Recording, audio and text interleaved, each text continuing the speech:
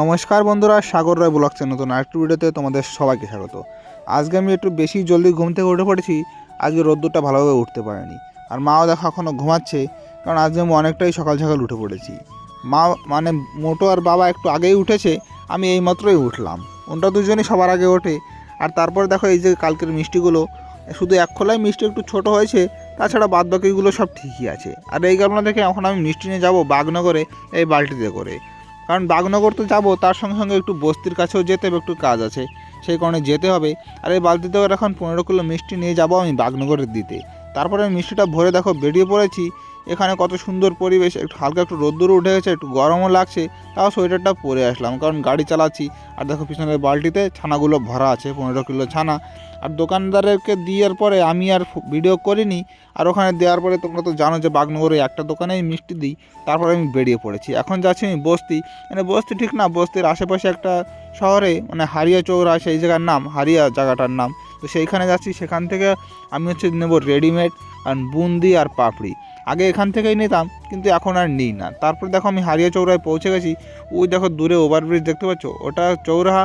আর চৌরাহার এই সাইডে আছে এই দোকান। এই দোকানটার পিছনে অনেকটাই বড় ফ্যাক্টরি আছে এদের।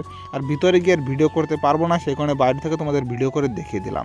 আগে এই সামনেটা একটা ঘর ছিল, কিন্তু সেটা ভেঙে ফেলেছে কিছুদিন আগেই। আর ভিতরে গিয়ে আর ভিডিও করবো না, কারণ আমার একটু ভয় ভয় করে, যদি কিছু বলে, ওদের এমনি তো সিসিটিভি ক্যামেরা লাগানো আছে, সে কারণে যদি কিছু বলে সেই জন্য আর ভিডিও করব না।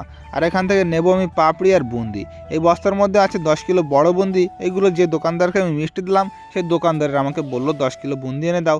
আর 3টে পাপড়ি নিয়েছি আমি, কারণ তোমরা তো জানো যে আমি 26 তারিখ এক জায়গায় যাবো, সেই জন্য পাপড়িটা একটু বেশি বেশি নিচ্ছি। আর এইমাত্রই আমার বুন্দিগুলো চলে আসলো। এখানে আছে 50 কিলো, কিন্তু আমি 50 কিলো পুরো নেব না, আমি নেব ওখান থেকে 30 কিলো, 20 কিলো নামিয়ে রাখবে। তারপরে আমি বেরিয়ে পড়েছি। আর এই যে 10 কিলো বুন্দির দোকানদারের, এটা আমি সামনে রেখেছি, এখানে পাপড়ি আর পিছনের বস্তায় আমি বেঁধে নিয়েছি আমার বুন্দিগুলো। এখন আমি বেরিয়ে পড়বো। আর বাগনগর গিয়ে আর দাঁড়াবো না, মানে দাঁড়ালেও তোমাদের সেটা আমি দেখাতে পারবো না রে, একবারে বাড়ি গিয়ে তোমাদের দেখাবো। তারপরে দেখো আমি বাড়ি চলে এসেছি।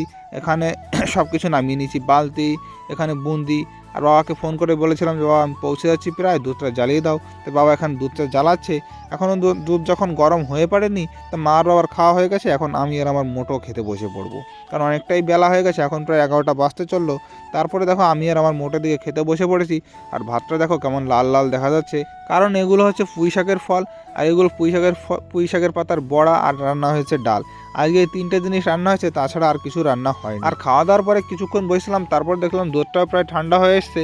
তাই এখানে 3টে গাবলায় ভাগ করে নিচ্ছি, কারণ ছানাটা 3টে গাবলায় কাটতে হবে, তো সেই কারণে 3 গাবলায় ভাগ করে নিচ্ছি। আর এদিকে দেখো ছানাগুলো কাটা হয়ে গেছে, অনেকটা সুন্দর হয়েছে ছানা কাটা।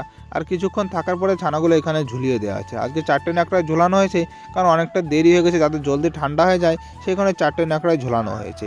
আর গরুর দুধটুকু এসেছিলো, সেটাও তো তোমাদের দেখাতে মনে ছিল না, কারণ আমি তো ছিলাম না দোকানে। আর ওই দুধটুকু এখানে জ্বালিয়ে রেখেছি। আর এই ফ্রিজটা আমি এইমাত্র ধুলাম, ধোয়ার সময় তোমাদের দেখাইনি, কারণ আমি একা ধুচ্ছিলাম, সে কারণে আর দেখানো হয়নি। আর ফ্রিজটা আমি এইমাত্র ধুয়ে দিলাম, কারণ এখানে মিষ্টিগুলো রেখে যেতে হবে 2-4 দিন, যে কদিনই থাকে না কেন মিষ্টিটা খারাপ হবে না। এই ফ্রিজের মধ্যে মিষ্টিটা রেখে যাব, কারণ আমি তো চলে যাব দোকানে, মা বাবা থাকবে, সেই কারণে মিষ্টিগুলো রেখে যেতে হবে। আর এইদিকে রস হয়ে গেছে, প্রথম কড়াই তুলে দিয়েছি, বাবা দিকে ছানাটা চাপ দিচ্ছে।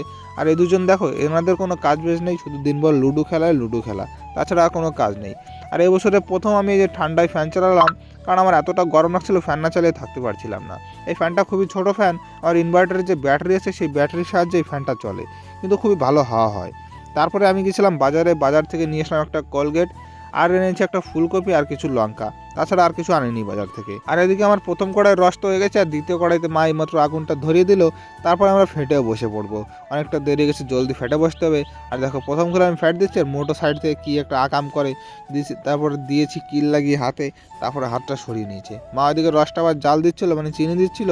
আর প্রথমটা পাকানোর পরে দেখো ছেড়ে দিয়েছি। আর আজকেও ভাবছিলাম যে মিষ্টিটা ছোটো ছোটো দেখা যাচ্ছিলো প্রথম দিকে, কিন্তু লাস্টে হতে হতে মিষ্টিটা ভালোই হয়েছে। আর দ্বিতীয় খোলা এখানে জাল উঠে গেছে, ওনাদের পাকানো হয়ে গেছে। আর দেখো বন্ধুরা, এই যে সব হয়ে গেল, এখানে 2 খোলা নামিয়েছে, আর ওইগুলো তো আগেরকার মিষ্টি।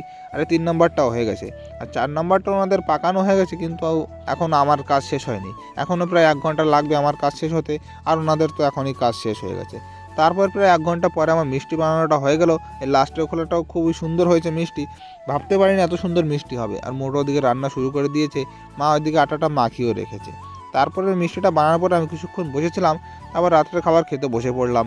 এখানে বানানো হয়েছে রুটি, আর দেখো এই মোটো এই ভাত কটা খাবে, আর রান্না হয়েছে ফুলকপি আলু দিয়ে নিরামিষ।